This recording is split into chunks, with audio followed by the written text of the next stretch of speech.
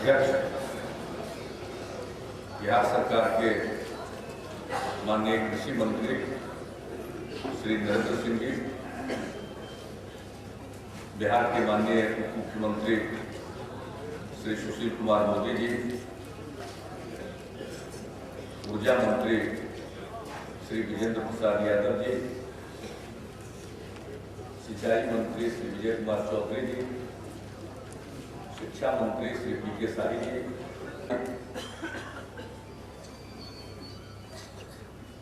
लब्ध प्रतिष्ठित कृषि वैज्ञानिक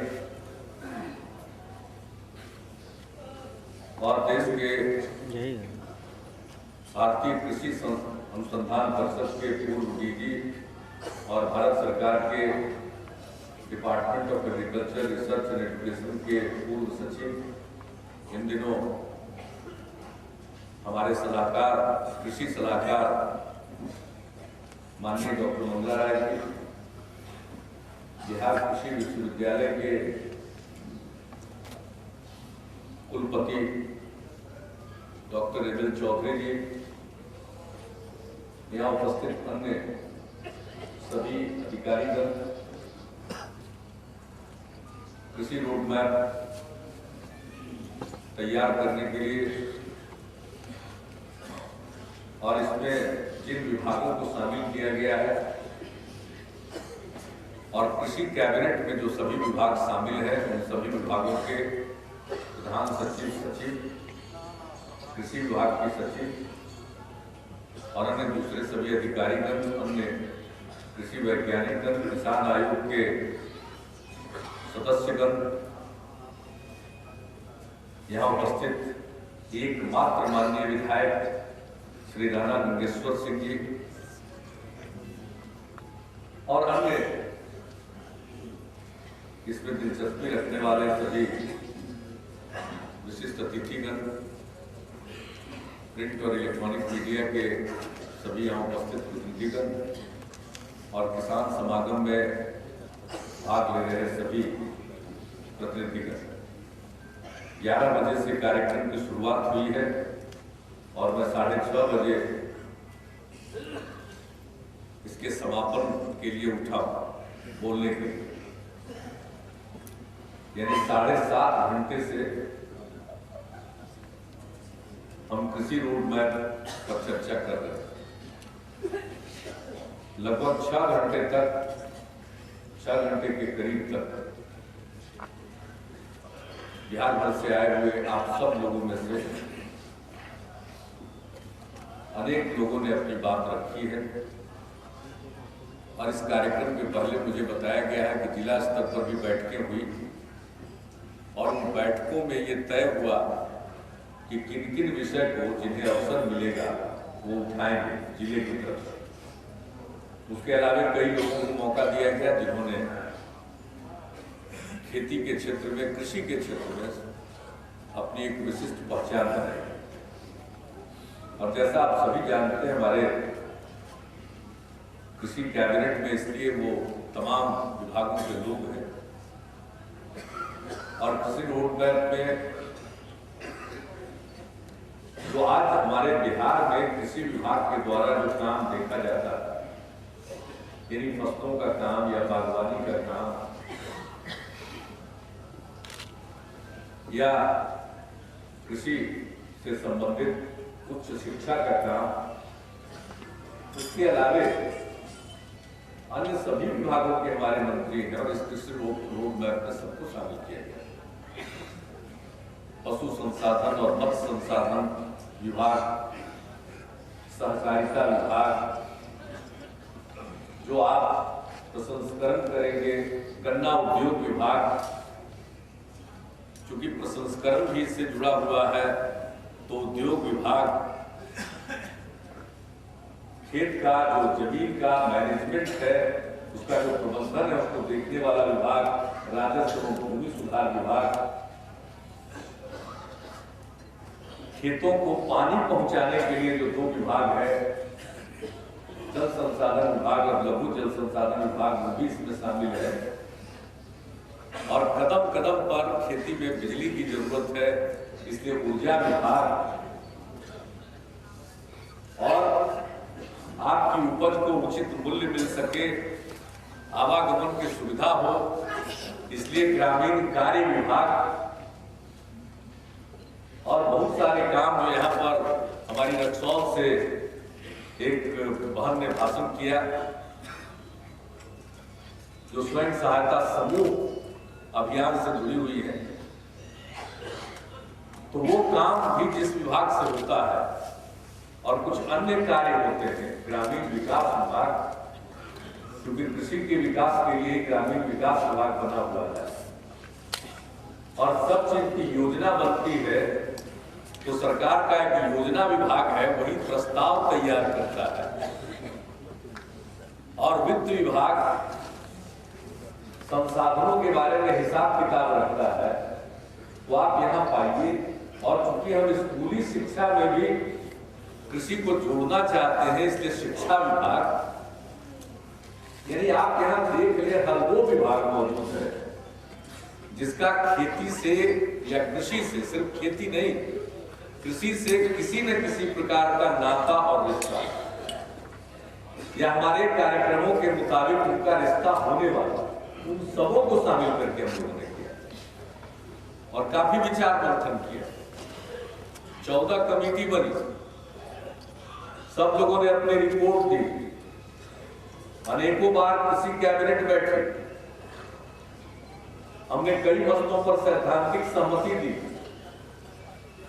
और इस बीच में जब हम घूमते रहते हैं, अभी सेवा यात्रा हमारी चल रही, एक चरण पूरा हुआ है, आगे के और चरण इस साल में होते रहेंगे और जिन जिलों में नहीं पहुंच पाया हूं सभी जिलों में मैं पहुंचूंगा। तो इस समय जो हम जिन लोगों के पास गए, वो रोहतास में गए, तो वहां पर एक ही बात आई सामने कि साहब, और चूंकि हम संपूर्ण रूप से कृषि यांत्रिकीकरण हो चुका है, तो उस गांव में गए थे विशेष तौर पर, तो वहां की एक मांग थी कि ये जो कृषि से संबंधी यंत्र है, उपकरण है, इसका कोई लक्ष्य नहीं होना चाहिए, बल्कि जितनी मांग है उन सबों को पूरा किया जाना चाहिए, मांग आधारित होना चाहिए, जो लेना चाहे वो ले। पहले ही हम कुछ मामलों में कर चुके, 2-3 मशीनों के लिए उन्होंने मांगा, हमने वही ऐलान कर दिया और उसके बाद वहां से आते ही सेवा यात्रा अभी समाप्त हुई, पहले चरण का भी समापन नहीं हुआ, उसी बीच में हम लोगों की सरकार ने मंत्रिमंडल में निर्णय ले लिया सिद्धांत रूप में कि ये योजनाएं मांग आधारित होगी, न कि लक्ष्य की पूर्ति करने की। ये नहीं होगा कि साल भर में इतना ट्रैक्टर का लक्ष्य हो गया, इतना हार्वेस्टर का लक्ष्य हो गया, इतना पावर टिलर का लक्ष्य हो गया, ये नहीं होगा। जितनी मांग होगी हम उस सब के लिए अनुदान उपलब्ध कराएंगे। तो ये निर्णय तो आप किसी रोड मैप में थे, आपने यहाँ पर बात की, हम पहले ही से ले चुके, इसको लागू करने के पहले हम लोग निर्णय लेते और उस पर अमल करते, और लक्ष्य हम लोगों ने रख लिया हर क्षेत्र में उत्पादन की वृद्धि का, चाहे वो धान हो, गेहूं हो, मक्का हो, अन्य फसलें हो, दलहनी फसल हो, तिलहनी फसल हो, सबके लिए लक्ष्य निर्धारित कर दिया। इसके अलावा हम लोगों ने दूध का लक्ष्य निर्धारित किया, अंडे का लक्ष्य निर्धारित किया, यानी कुक्कुट पालन के, गोट के लिए, हर चीज के लिए लक्ष्य निर्धारित किया, मत्स्य पालन के लिए। और मुझे खुशी है मधुमक्खी पालन में तो इतना हम आगे बढ़े कि 4 साल के अंदर ही बिहार सबसे अधिक शहद उत्पादन करने वाला प्रदेश बन गया। भले प्रोसेसिंग ज्यादा पंजाब में होती है और उसको जाना जाता है, लेकिन हम उत्पादन में आ गए अभी। तो जब इतने दिनों में एक क्षेत्र में इतनी उपलब्धि, और एक लड़की ने भाषण किया, मुजफ्फरपुर की प्रतिनिधि ने, तो अगर संकल्प हो तो कुछ भी प्राप्त किया जा सकता है। तो हर प्रकार से हम लोगों ने अपने उत्पादन का, अब सब जानते हैं, डॉक्टर मंगला राय भी बता रहे थे, हमारे यहाँ इतना वाटर बॉडी है और मछली आंध्र प्रदेश से आ रही है, हम तो बहुत जल्दी आत्मनिर्भर होंगे और दूसरे राज्यों में भेजने लगेंगे और भी आगे भेज सकते हैं, दूसरे देशों तक हम पहुंच तो लक्ष्य ये होना चाहिए। तो इन सभी चीजों के लिए लक्ष्य हम लोगों ने निर्धारित कर दिया। अब उस लक्ष्य को प्राप्त करने के लिए क्या करना पड़ेगा? अगर उत्पादन बढ़ गया तो बाजार उपलब्ध कराना पड़ेगा, इसलिए हमने अधिप्राप्ति का अभ्यास शुरू करा दिया। पहले भी अधिप्राप्ति होती थी, लेकिन इस बार हमने एक एक चीज, बोड़ा कितना है और किस पैक्स के पास तराजू है या नहीं है, बटखारा है या नहीं है, इस तक हमने समीक्षा की। हम लोगों में तो नहीं पैक्स वाले हमारे पांडे जी बक्सर वाले बोल रहे थे, उनको हमने तुरंत मिलवा दिया। एक एक चीज पर और सख्त हिदायत है कि हम किसान से लेंगे और जो किसान से लिया जाएगा उसका पेमेंट तत्काल किया जाएगा, उसके पीठ पर लिख दिया जाएगा, चेक के पीठ पर ही लिख दिया जाएगा और पैक्स उनको अदा करेगा। इसके लिए हम लोगों ने क्रेडिट लिमिट दिया है और एसएफसी को वो देगा, एसएफसी उनको तत्काल पैसा देगा 1 सप्ताह के अंदर और एसएफसी सारे माल को एफसीआई को देगा। अब कुछ एफसीआई के नियम है, वो कहता है कि 17% से कम नमी होनी चाहिए धान में और 14% है ना चावल, 14% तक की नमी वो बर्दाश्त करेंगे, उससे आगे का नहीं। तो बीच में ही मैंने अपने बिहार के साथ समस्या क्या है कि आप किसी चीज को शुरू कीजिए तो पहले तक किसी का ध्यान नहीं जाएगा। 500 रुपया, 600 रुपया, 700 रुपया बिक रहा है, बोलेगा, मुनाएगा, लेकिन कुछ नहीं करेगा। लेकिन आप जब कोई सिस्टम हुए कि नहीं इनको ज्यादा पैसा देंगे तो तुरंत शुरू हो जाता है। हिसाब अभी तक शुरू नहीं हुआ। हमारे प्रदेश में तो लोक शिक्षण की इतनी जरूरत है। पंजाब का एक आदमी जानता है कब प्रोक्योरमेंट होगा, कितनी नमी है, सबको मालूम है। यहाँ नई चीज हो रही है, पहले किसान का कितना हो पाता था साहब, इस तरह से ध्यान दिया गया तो किसानों की खरीद हो गई। पहले सबका कोटा पूरा हो जाता था, बीच में व्यापारी थे, बिचौलिए थे, उनके माध्यम से खरीद हो जाती थी। लेकिन जब हम लोगों ने कहा कि किसान से लेंगे तो एक एक चरण देखना पड़ा और उसके बाद आपकी क्षमता, हमारे जो पास जो मशीनरी है उसकी कितनी क्षमता है, इसको भी समझना चाहिए। अब वो पतली गली से निकल जाना चाहता है, ऐसा थोड़ी है। एसएफसी को कहा कि ये करना है तो देखता है कि कितना ही लोग मुख्यमंत्री हैं, इन लोगों को कितना याद रहेगा, तो तुरंत पतली गली से निकलने की कोशिश करता है। तुरंत धरते हैं, इधर कहाँ जी, इधर से जाना था, उधर कहाँ जाए। हम 11 जिला में जाके रिव्यू किए हैं। मुख्य सचिव और विकास आयुक्त और इनके सहकारिता सचिव जो बीच में छुट्टी में थे, या आपके खाद्य सचिव, एक एक लोगों को लेकर के सारे कलेक्टर को हम लोगों ने जिम्मेवारी दे दी है। कहाँ निकल के जाएगा, इसलिए हमने शुरुआती उद्बोधन में भी कहा जितना किसान देना चाहेंगे वो सब लिया जाएगा और हमने एफसीआई से कबूलवा लिया कि जितना होगा वो सब लेंगे। एक एक चीज की जरूरत पड़ती है, स्टोरेज, तो रातों रात में स्टोरेज हो जाता है। अब पंजाब में सब रखाता है गोदाम में, खुले में रखा जाता। हमको कभी कभी हमने सब अधिकारियों को कहा कि यहाँ का लोगों को मालूम नहीं है स्टोरेज का बात। अगर खुला में देखेगा धान तो तुरंत फोटो कोई लेगा और कहेगा देखिए खुले में धान रखा। अब उसको ये भी मालूम नहीं कि खुले में रखा जाता। तो अभी तो बहुत लोक शिक्षण की जरूरत है, लेकिन करें क्या, हम लोग काम शुरू कर रहे हैं तो ये भी जिम्मेवारी हम ही लोगों की है। तो धीरे धीरे होगा। साल आज से शुरू किए हैं, गेहूं में कुछ अनुभव होगा, होते होते अगले साल से देखिए तो बिहार भी पूरा का पूरा विशेषज्ञ हो जाएगा अधिप्राप्ति और किसानों को भी हो जाएगा कि नहीं साहब अब होता है। तो इसलिए इस बार एक एक चीज पर नजर रखी जाए और कोशिश हो रही। हमारे सभी मंत्री लगे रहते हैं, अधिकारी लगे रहते हैं और उसके अलावे अगर कहीं कोई किसी प्रकार की शिकायत है तो आजकल शिकायत करने वाला सीधे शिकायत करता है। हम लोग क्या रात बिरात सब हमारे मुख्यमंत्री सचिवालय के जो अफसरान लोग हैं उनका पता नहीं घंटी 10 बजे रात में और सुबह 6 बजे साहब लोगों को जगा देता कि फलाना पंचायत से बोल रहे। ये समस्या है, इसलिए ऐसा नहीं है। पूरी नजर और हम लोग ईमानदारी पूर्वक प्रयास करें। हमारे अधिकारी भी लगे हुए हैं और जब कोई नई समस्या आती है तो इसका समाधान निकलता है। तो इतना तो मैं आश्वस्त कर सकता हूं, जितनी हमने समीक्षा की है और दिशा निर्देश दिया है और हम कोई चीज की समीक्षा या दिशा निर्देश सिर्फ सूखा सूखी नहीं देते। अगर उससे पता चलता है कि भाई इस काम को करने के लिए हमें रुपया चाहिए तो हम रुपया भी देते। 800 करोड़ रुपया राज्य के खजाने से निकाल करके कोऑपरेटिव बैंकों को, पैक्स को, एसएफसी को हमने एडवांस कर दिया, क्योंकि तो रोटेट करेगा ना। पैक्स वाला देगा उसको एसएफसी वाला देगा, एसएफसी वाला पैक्स को देगा और फिर एसएफसी एफसीआई को देगा, तो एफसीआई वाला एसएफसी को देगा। तो एक सर्किट है, लेकिन ये सर्किट चलाने के लिए पैसे की जरूरत थी, तो हमने 150 करोड़ नहीं 800 करोड़ रुपया, यही अफसर लोगों ने हिसाब लगाया कितना पड़ेगा, वो हम लोगों ने दिया।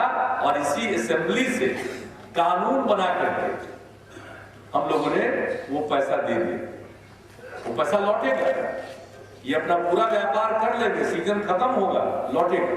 और जरूरत पड़ेगा तो फिर जब रबी का समय आएगा तो गेहूं के खरीद में भी हम लोग एडवांस करेंगे जब जरूरत आए पड़ेगी तो। लेकिन हम चाहेंगे कि किसान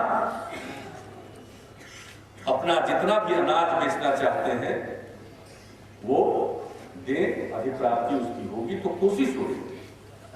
तो अभी से ही काम, अगर आपका उत्पादन बढ़ा है भाई तो हम लेना चाहिए।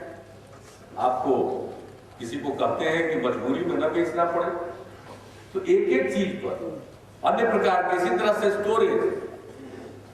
अब रातों रात नहीं होता। हमने कहा कि भाई गांव में बहुत लोग अब घर पर नहीं रहते, अभी पैक्स वाले लोगों को स्टोरेज की समस्या है, गोदाम भी बन रहा है। लेकिन उसके साथ हमने कहा कि गांव में आपको घर मिल जाएगा, लोग रहते नहीं हैं, किराए पर ले लीजिए और अपने गोदाम के अनुरूप उसको ठीक ठाक कर लीजिए, तब तक बिना पैसा के आपको सिर्फ किराए पर स्टोरेज मिल जाएगा। इस तरह का इंतजाम अन्य जगहों पर भी हो जाता है। देखिए, मैं तो एक ही सिद्धांत पर विश्वास करता हूँ, निर्णय कर लीजिए, क्या क्या करना पड़ेगा वो पहले सोच लीजिए, उसका रास्ता क्या है ये समझ लीजिए और चल पड़िए। रास्ते में जितनी बाधा आएगी उसको हम दूर करेंगे, लेकिन मंजिल तक पहुंचेंगे जरूर। इसी संकल्प से 6 साल, नहीं तो बिहार का तो हालत था, जिसको गद्दी मिलता वो तो खून का उल्टी करता। शाम होते लोग घर लौटते थे, किसी को भरोसा नहीं था कि ये माहौल बदलेगा। आज जब मर्जी रात में चलते हैं। क्या हाल था जहानाबाद के, शर्मा जी बोल रहे थे 12 बजे रात में पटवन तो किसान करता ही, हम भी किसाने परिवार में पैदा हुए, जानते हैं हम लोग सब। नरेंद्र भाई भी व्यापारी परिवार में नहीं पैदा हुआ, ये भी किसान परिवार में पैदा हुआ। लेकिन ये भी याद रखिए कि रात तो छोड़ दीजिए, सही शाम निकलना मुश्किल है। 5 बजे तक चल जाना तो नहीं। जहानाबाद की बात नहीं कर रहा हूं मैं, सब जगह उनको मैं सिर्फ स्मरण करा रहा किस तरह से तनाव की आग में पूरा बिहार जल रहा, उस तनाव की आग को ठंडा किया उन्होंने। इसलिए जब मनोज जी बोल रहे थे, जिनके घर पर हम गए थे, मीनापुरी मुस्तफागंज मुजफ्फरपुर जिले का, तब उन्होंने कांटे की बात की तो हमने मजाकिया लहजे में कहा कि सब कांटा को तो हमने उखाड़ कर फेंक दिया, जला डाला, फिर आपसे कांटे में हमको कांटे के लिए सब्सिडी देने की बात कर रहे हैं। तो समाज में कितने मुश्किलात का सामना करना पड़ा, कौन सी कठिन घड़ी से इस बिहार को लोग आपके सहयोग से निकाले। और आप सब लोगों का संकल्प और सहयोग। पहले लोग एक दूसरे पर शक करते रहते थे, वो उससे डरता था, वो उससे डरता था, इस गांव में फलाना नहीं जाएगा, उस गांव में चिल्लाना नहीं जाएगा, इस गांव में पुलिस वाला नहीं कदम रखेगा, यही हाल था ना। आज जिसको जहां जाना है जाता है। अपराध होता हो सकते हैं, लेकिन वो अपराधी पकड़े जाते हैं, उनको कानून के कटघरे पर खड़ा कराया जाता है और कानून के हिसाब से सजा पाते हैं। 68,000 लोगों को सजा मिल गई, जिसमें से 21,000 को छोड़ करके बाकी सब 2 साल से अधिक सजा पाए। और 2 साल से अधिक सजा मिलने का परिणाम जानते हैं, उसका कोई दीवानी अंजाम होता है। कई तरह की बंदिशें लग जाती है, चुनाव लड़ने से लेकर के लाइसेंस, कई तरह की चीजें से वंचित हो जाते हैं। माहौल बदला, बिहार का जो हालत था उस कठिन परिस्थिति से यहाँ, और एक रोड मैप हम लोगों ने बनाया, कुछ हद तक सफलता मिली है, इससे हम उत्साहित हैं। और सबसे ज्यादा उत्साहित हैं कि ठीक कहा हमारे माननीय उप मुख्यमंत्री जी ने, पढ़े लिखे लोग और युवा पीढ़ी के लोग जब कृषि की तरफ आकर्षित हो रहे हैं तो हम लोगों का उत्साह बढ़ रहा है, वरना पहले कौन जाता था? पुरानी पीढ़ी के लोग कर रहे थे और कह रहे थे कि अभी लड़का बच्चा क्या खेती करेगा, लेकिन आज बात फिर से बदल रही है और लोग कृषि की तरफ जा रहे हैं, इससे हम लोगों का उत्साह बढ़ा। और अधिकांश लोग कृषि पर निर्भर हैं, इसलिए हम लोगों ने तय किया कि अब इस तरह का रोड मैप बनाए, इतना कार्यक्रम बनाए, उत्पादन बढ़े, लोगों की आमदनी बढ़े, ये तो अन्योन्य आश्रय है। अभी हमारे भूपेंद्र जी सीतामढ़ी में खूब भाषण दिए, खूब ताली पिटवाए, आपका इनका इस्तेमाल हम लोग करेंगे चुनाव चुनाव में। वो तो अभी बड़ी दिन बाकी है, अभी तो रोड मैप बना के आगे बढ़ जाना है। चुनाव वाला भाषण तो चुनाव के टाइम। ये जो सबसे बड़ी जरूरत है, ये तो अन्योन्य आश्रय है। खेती घाटे का सौदा न रहे, खेती फायदे का सौदा हो, लोगों की आमदनी बढ़े, उत्पादन बढ़े, उत्पादकता बढ़े, और तभी तो बिहार आगे बढ़ेगा और तभी तो न्याय के साथ विकास होगा। देश में बहस चलती रहती है, जीडीपी, सकल घरेलू उत्पाद कितना बढ़ा और उसमें बढ़ोतरी का क्या दर है, उसी को विकास दर कहते हैं। तो हम उसमें भी आगे बढ़ रहे हैं, लेकिन अभी हमको बहुत आगे बढ़ना है। लेकिन सिर्फ उससे विकास नहीं होता, और जीडीपी का भी बढ़ोतरी होगी राज्य में। अगर कृषि से खूब आमदनी होगी तो हमारा जो सकल घरेलू उत्पाद है वो और बढ़ेगा और हमारा जो विकास का दर है वो और बढ़ेगा। लेकिन उसके साथ साथ जो सबसे जरूरी चीज है, जो विकास हो, राज्य में संपत्ति का निर्माण हो, वो लोगों तक पहुंचे, न्याय के साथ विकास हो, अंतिम आदमी को उसका फायदा हो। ये नहीं हो कि समाज में जो कुछ कल कारखाने लग जाए, कुछ धनी मानी लोग और धनी बन जाए, जो गांव में रहने वाला गरीब किसान है, मजदूर है, वो उसी तरह उसी बदहाली में रह जाए। इसको विकास नहीं करते। इसलिए हम बार बार बोलते हैं न्याय के साथ विकास, और न्याय के साथ विकास के लक्ष्य को हासिल करना है तो हमें सबकी आमदनी बढ़ानी पड़ेगी। ये हमारे केंद्र में है। कौन सा चीज 1 नंबर पर है, 2 नंबर पर है, 3 नंबर पर है, ये सब काम तो हम लोग डॉक्टर मंगला राय जी पर छोड़े। ये बैठ करके अधिकारियों को कहेंगे वो ड्राफ्ट आएगा, हम लोगों का तो काम है सिद्धांत रूप में। हमें तो भाई ये चाहिए, हमें तो बिहार में कृषि का ग्रोथ चाहिए, क्या करना है। तो करते करते इन लोगों ने कहा पैसे की बात है, हमने एक दिन कहा आप लोग निकालिए रिसोर्स की क्या स्थिति। तो इन लोगों ने जो सब कुछ कर दिया, और जानते ही हैं कि आदमी जब अपना मांग प्रस्तुत करता है, जैसे आप करते हैं, तो उसी तरह से विभाग भी अपना मांग प्रस्तुत करता है तो थोड़ा ज्यादा ही मांगता है। कहावत है ना कि तोप मांगेंगे तो कम से कम बंदूक को भेटाएगा। तो ऐसा नहीं है कि इंसान ही करता है, सरकारों में विभाग को वही करता है। तो ये लोग सब अपना बढ़ा चढ़ा करके जो मांग किए तो हम देखे उसको, तो हमने कहा कि ऐसी कोई बात नहीं कि इसको अचीव नहीं किया जा सकता। हम तो जानते हैं उसमें से तो आधा ऐसे ही कट जाएगा, ऐसे ही कट जाएगा। जब अंतिम उनको कहेंगे योजना बना करके लाइए तो उतने का योजना ही नहीं बना पाए। मांगने के लिए मांग लिए, तो हमने कहा कोई दिक्कत नहीं, आप काम उसके लिए आगे बढ़िए। और साथ साथ जैसा मैंने सुबह कहा, मुख्य सचिव की अध्यक्षता में हमने रिसोर्स मैनेजमेंट कमेटी बना दी। कहां से रिसोर्स आएगा, कैसे हम उसको इकट्ठा करेंगे और कहां किसी रोड मैप के कार्यक्रम में लगाएंगे अगले 5 साल के। हमारी योजना तो बन जाएगी अगले 10 साल की, लेकिन इंप्लीमेंट तो करेंगे 5 साल। अप्रैल 2012 से नई पंचवर्षीय योजना भी शुरू हो रही है। तो अभी भारत सरकार तो कोई अंतिम रूप दे नहीं पाई है, लेकिन हम लोगों ने अपना मन बना लिया है कि अगली बार 28,000 करोड़ की वार्षिक योजना हो।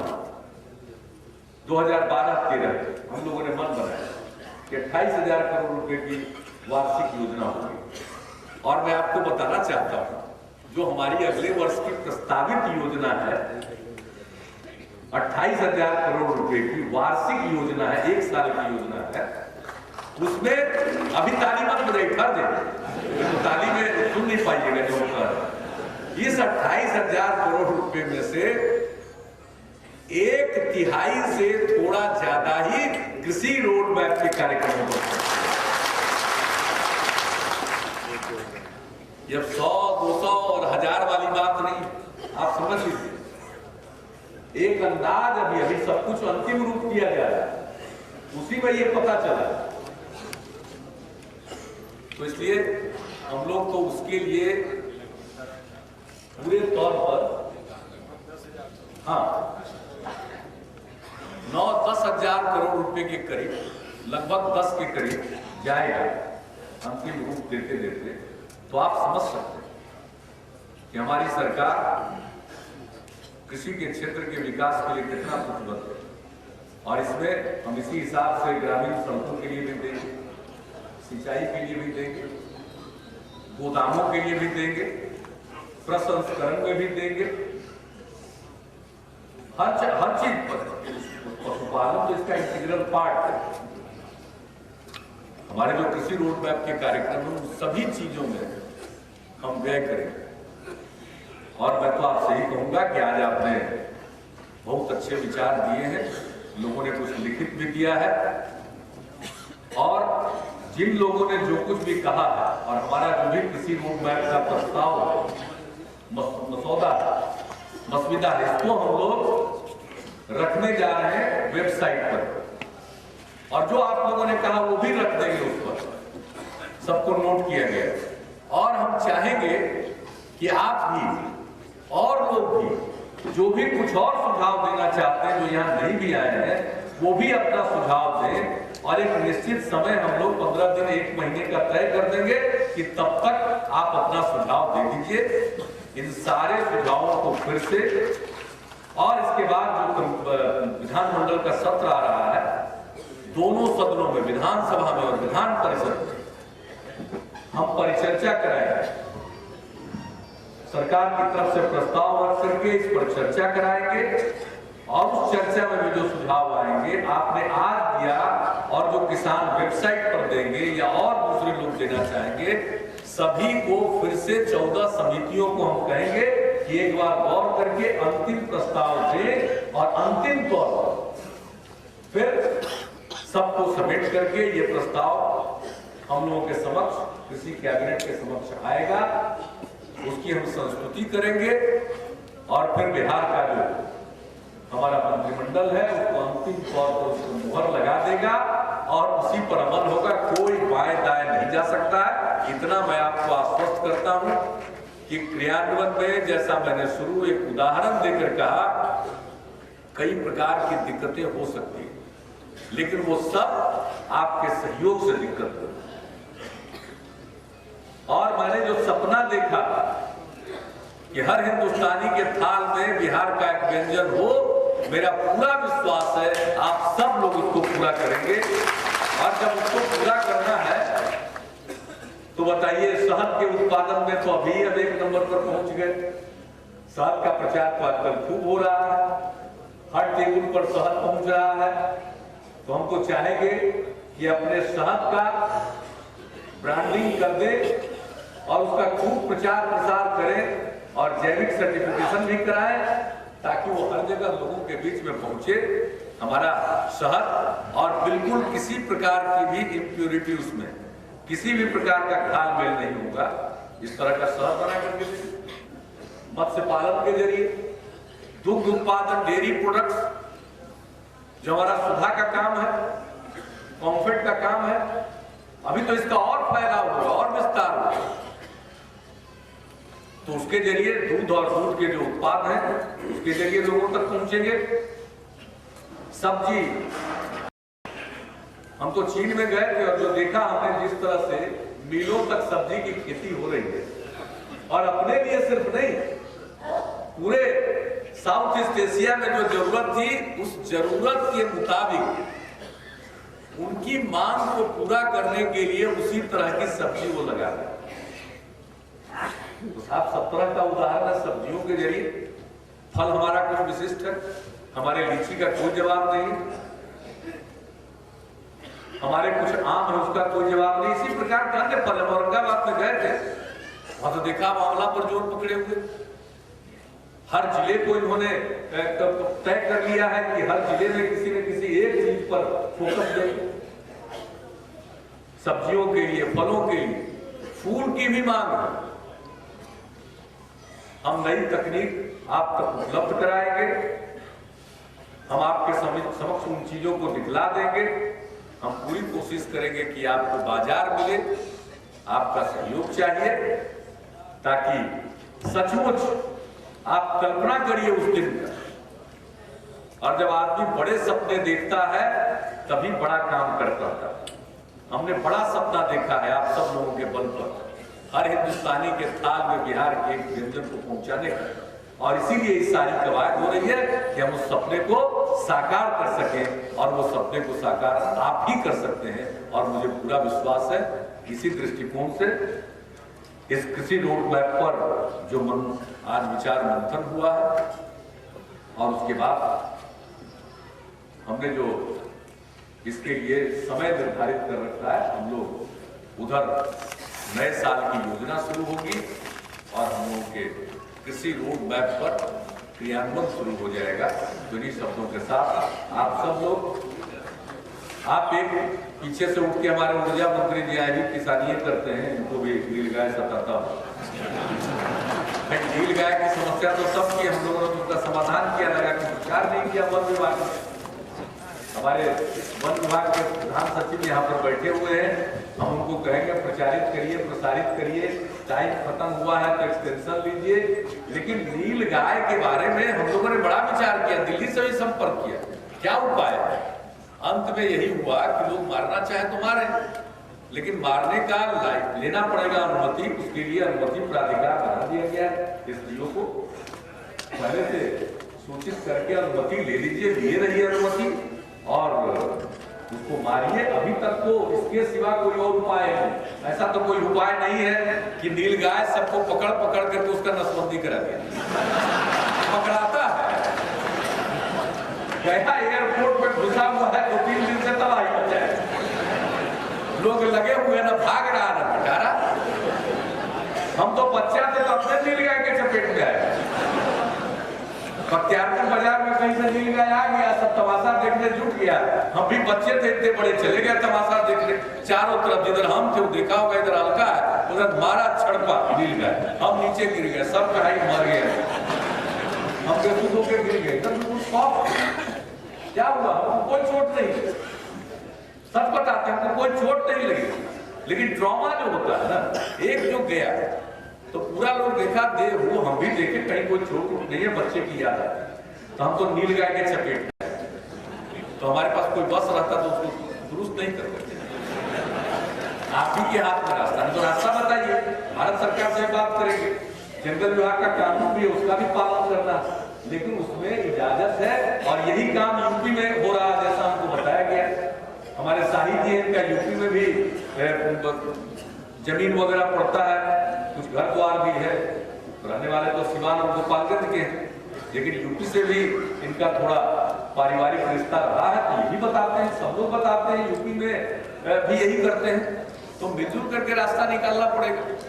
और आप सब लोग जानते हैं, एक दौर आता है, नीलगाय भी चला गया, हम गए पालीगंज, तो वहां पर लोग लेमन ग्रास सबका इतने बड़े पैमाने पर लगा रहे, हमको लगा कलाम साहब का कोई असर होगा, लेकिन लोगों ने कहा वो तो असर है ही, लेकिन साथ साथ लेमन ग्रास हम लोग इसलिए लगाते हैं कि इसको नीलगाय कुछ नहीं करता है। तो सब जगह की ये समस्या है, ये ऐसी समस्या, इसका समाधान यही है। और इसके बारे में आपको मन बनाना पड़ेगा। देखिए, दोनों बातें नहीं होती, दोनों बातें नहीं होती। उसका रास्ता अगर हमको वो तंग कर रहा है, बर्बादी कर रहा है, तो क्या रहा।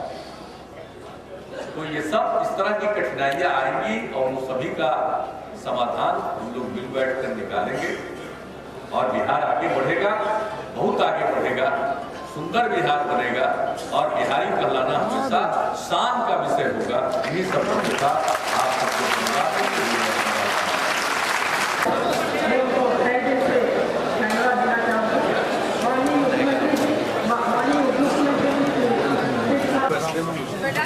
आराम से आराम से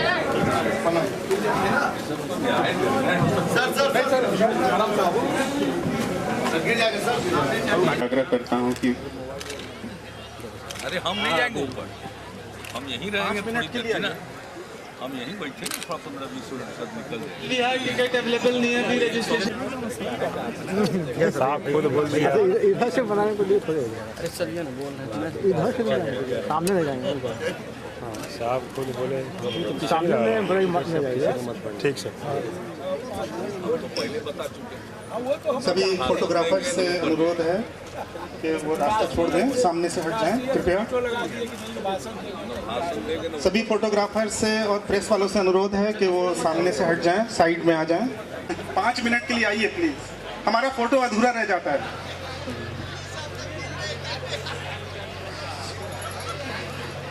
क्या हाउस की क्या राय है? मुख्यमंत्री ऊपर आए।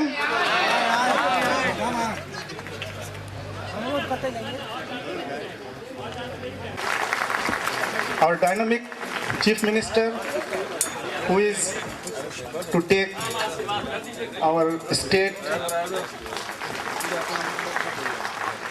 मैं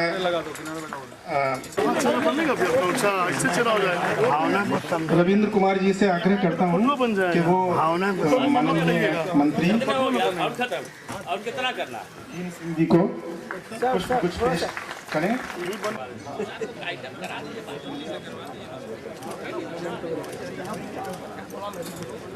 का प्रकाशन करते हैं उसे अपने कर कमलों द्वारा सर थोड़ा क्लोज सर रखो जाइए खोलिए ना लेना ना अब तो समझ नहीं हदियत तरह में भी और ये तो काम होगा अभी जलन होने के बाद तो सुना रहा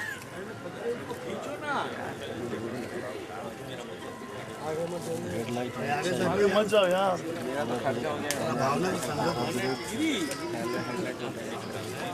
फ्लैट उठ गया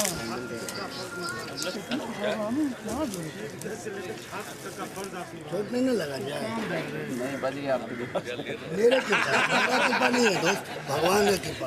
सब मजे लेने के लिए आए ये समझिए आज गेल थे ऊपर कारकेट इनके ऊपर चढ़ जाता है।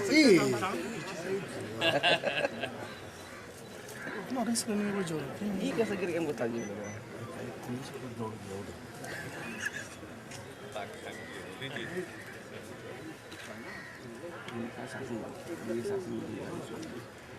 अब मेरा में जोड़ी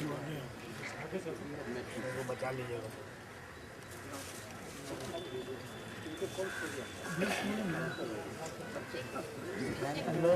अरे अरे एक बार देख मैडम मैडम हटिए बस हटिए।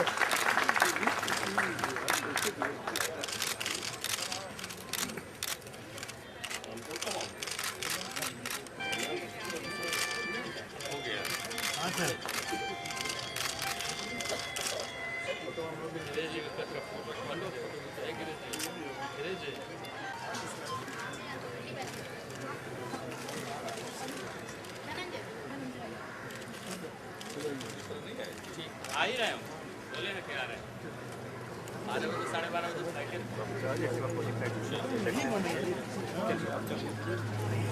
दीप प्रज्वलित कर इस समारोह का उद्घाटन करें।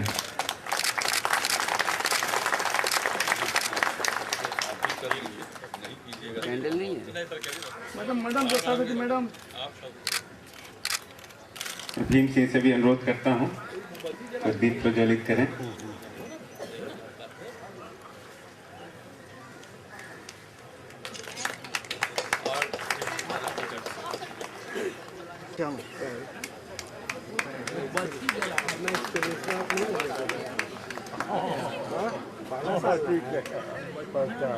सही बात बोले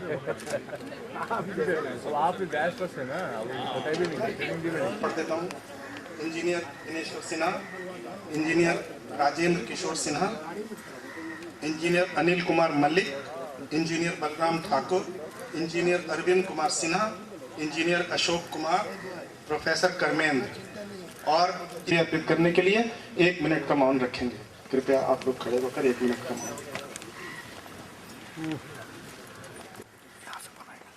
अच्छे से बनाए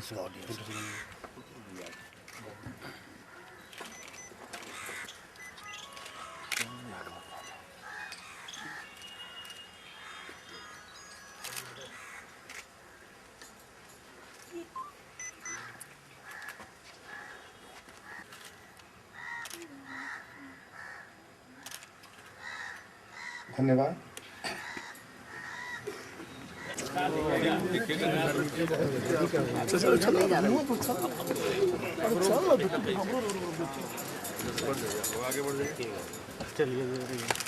हेमेंद्र प्रसाद,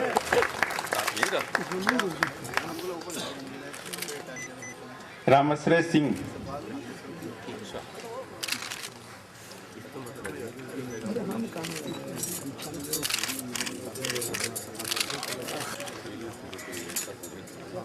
विनय कुमार समैयार,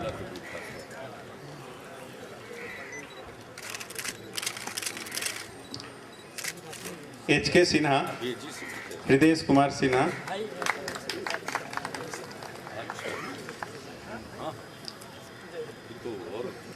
RSD केसरी,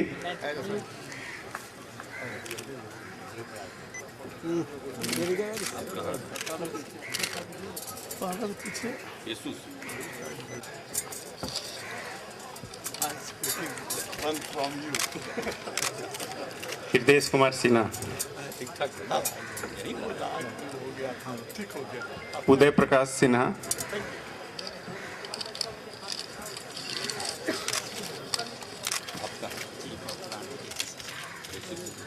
महेश कुमार खरजी,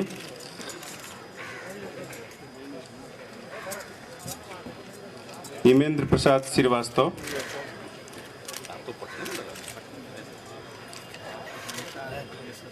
शंभुनाथ श्रीवास्तव,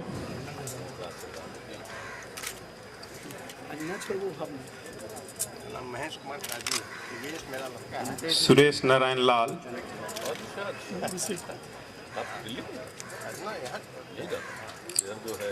दिनेश प्रसाद यादव, SW करीम,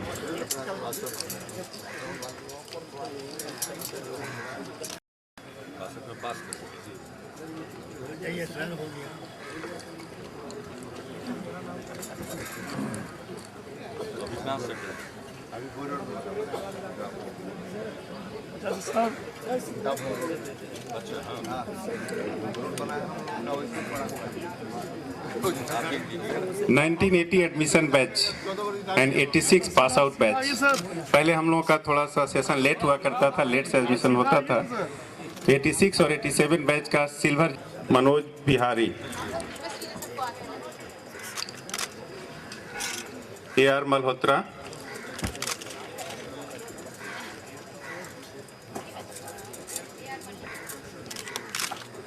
AR मलिक,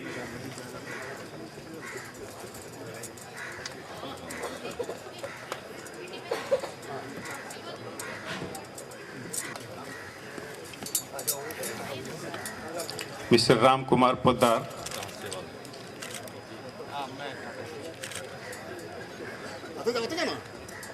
राजीव नयन प्रसाद सिंह, संजय कुमार, हरिशंकर राम,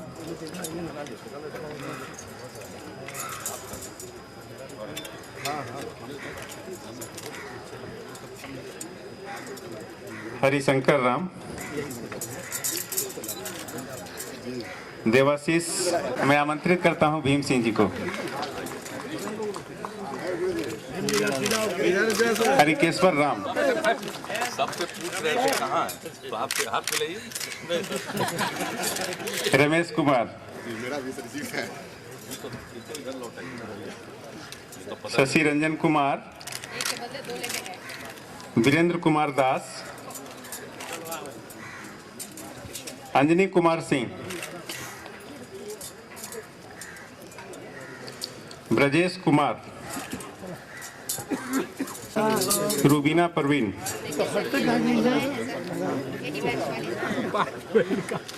प्रेम सागर, मदन प्रसाद, सर ये झारखंड में है अभी। राजीव कुमार चौरसिया, इधर घूम के ना इधर नरेंद्र किशोर शर्मा। घूमिए ना इधर पीछे भट्टी घूमिए। हाँ thank you so much. H Parvez,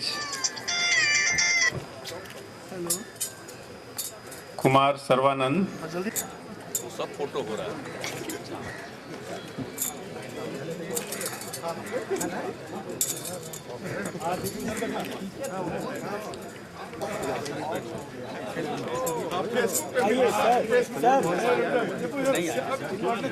ये जो 75 से 95 तक का ऐसा दशक है जिसमें कि एडमिशन बैच से जाने जाते हैं हम लोग। तो भीम सिंह हमारे 1980 एडमिशन बैच के हैं। क्या बोल रहे हैं? भरत कौन कर रहे हैं वो हम संजीत कुमार सिन्हा, फादर में देव किशोर कुमार, अकलू तांती, सर ये लोग 81 बैच के हैं सर। दीपक कुमार अम्बस्टा, बीबीसी में सब ये अभी नॉमिनेटेड। राजीव कुमार सिन्हा, आपको कोई अवार्ड नहीं लेना, ऊपर चले जाएंगे।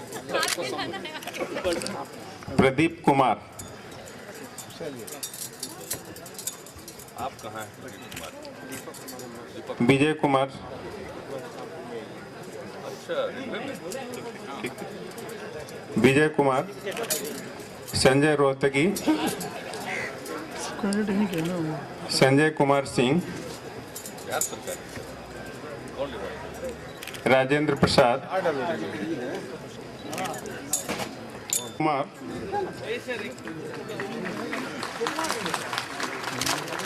बी विजय पांडे, इधर देखिए मिस्टर जय प्रकाश गुप्ता। पर हम लोग सिविल इंजीनियरिंग डिपार्टमेंट को बेस्ट डिपार्टमेंट अवार्ड इस साल प्रदान करते हैं।